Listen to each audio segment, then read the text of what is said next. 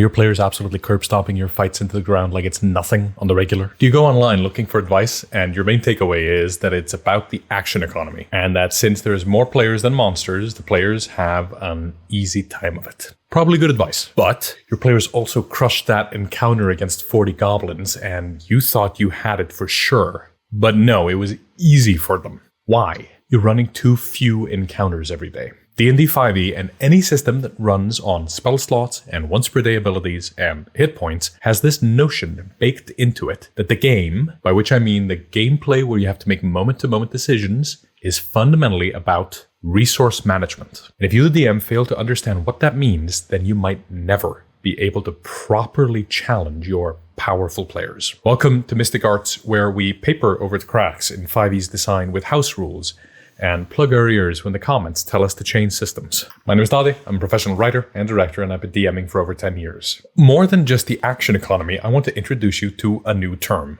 the resource economy. Basically, running encounters isn't just about actions per side, it's also about player resources and how quickly those are depleted. Let me elaborate. The 2014 Dungeon Master's Guide says, assuming typical adventuring conditions and average luck, most adventuring parties can handle about 6 to 8 medium or hard encounters in a day. And if the adventure has more easy encounters, the adventurers can get through more, and if it has more deadly encounters, they can handle fewer. For some odd reason, this bit of text wasn't reprinted in the 2024 DMG, but it does say, each encounter in an adventure is an opportunity to make the character's situation more complex and more urgent with more significant consequences. Successive encounters raise the tension in an adventure naturally as the characters spend their limited resources. And later on, cautious characters might try to take short rest between every encounter, never really straining their resources. I've seen polls done by fellow dungeon tubers asking DMs how many adventures they run in a single adventuring day, and the most common result was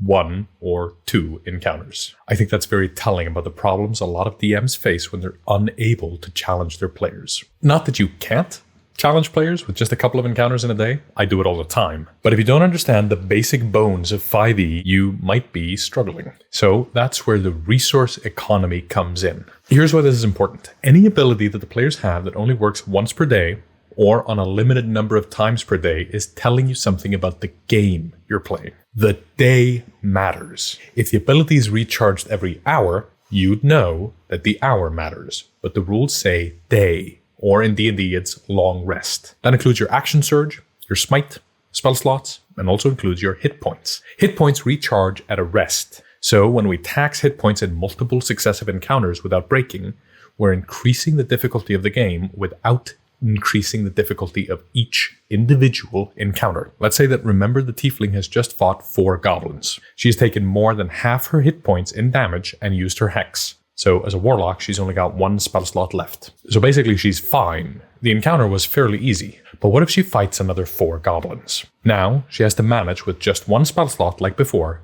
but she has to take less damage or she dies. It's the same encounter, but the stakes are higher because her resources have been taxed by the previous encounter. Okay, but here's the question. What if Remember's player knows this and wants to take a rest? She just finished an encounter, so it's time to go to bed. Classic. Players do this all the time if they can get away with it. As the DM, it's kind of your job to make sure they can't. When Remember goes to sleep in the middle of the dangerous wilderness, she removes her armor and goes to bed. Now, 4 more goblins attack her in the night when she's unarmored and surprised. And that same old encounter is even more difficult because the player chose to rest in a dangerous area. You, the DM, have the power to stop rests. And if the players keep trying to rest in the adventure location, you kind of have to punish them in order for the stakes to escalate. Otherwise, they grind the plot to a halt. And here's the secret. They don't want to do that. Players have conflicting motivations. 1,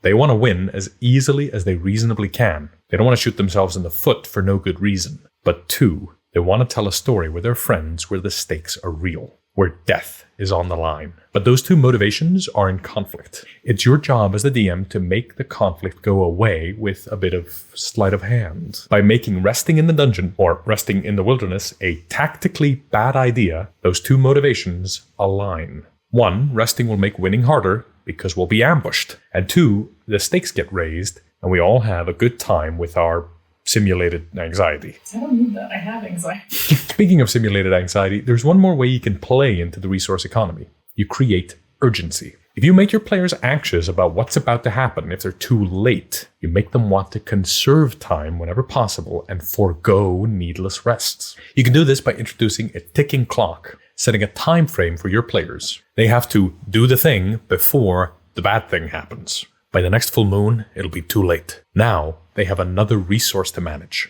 Time. They'll count the days until the next full moon, and every time they think about resting, they're weighing it against the uncertainty of what's to come and whether or not their rest will be interrupted and wasted by a travel encounter. Sometimes to fix the resource economy, we must introduce a new resource. So the ticking clock isn't to your liking. Consider more simply just filling in this phrase. If we don't do the thing, then the bad thing will happen. For example, if we don't stop the ritual, the necromancer summons Vecna. Or, if we don't talk to the Lord before nightfall, he will be possessed. It's like Mad Libs. Just fill in the blank. By the way, how good does that mini look? With all those little details on the base and the clothes. My flatmate is an incredible painter, and he really made sure to give this figure some love. We were sent this mini by the sponsor of today's video, TRAPPER'S Lodge. They make unique minis for creatures you really can't get anywhere else that diverge a bit from the classic Monster Manual staples. These minis are made from premium, high-quality resin, and our flatmate noted that they were very pleasant to paint. When TRAPPER'S Lodge reached out to us, we just knew we had to work with them. Their whole collection is available on Etsy with over 1,000 minis to choose from, and they're all incredible. We had a hard time picking which ones we wanted. They have this Lost Minds of Phandelver bundle that's incredible. It's got all the minis you need to run the adventure, including all the named characters, Nothics, goblins, it's all there. Everything's organized by chapter. As you run the game, you can open the baggies and literally plop the minis right on the table. It's all ready straight out of the box. I recommend you go click the link in the description to see if they don't have something that makes you want to run the game. Now, the reason 2014 DMG talks about 6 to 8 encounters in a day has a lot to do with the Dead in Thay playtest they ran. It was a huge dungeon, so the expectation was that the players would do several encounters in a day in the dungeon. You don't need to run that many encounters in a day, but if you wanted to, the only reasonable place you could is a dungeon crawl. Because when you're traveling over land, you're doing it over the course of days and weeks, and you rest every night, unless you change the resting rules. And by golly, did I do just that. Here's how it works. This is called Excursion Resting. A short rest can be taken anywhere over the course of 8 hours, 6 of which must be spent sleeping, 2 of which may be a light activity. Any rest is interrupted by the following: rolling initiative, casting a spell with a spell slot other than a cantrip, taking any damage. A long rest can be achieved after taking 3 short rests in a row in the same location without interrupting the rest, or a single night in a safe haven. And then I define a safe haven as a place that players have built or earned or taken over, any base of operations. In 2024 parlance, they might have a bastion there. I don't know that this automatically fixes your problems for every campaign, but if you're running a game that's all about overland travel, I think Excursion Resting might be the answer. I talk a bit more about it in my video on my homebrew rules. Which brings me to an important caveat. If you're looking online and looking into how to become a dungeon master, you've seen a bunch of advice about this thing called the action economy.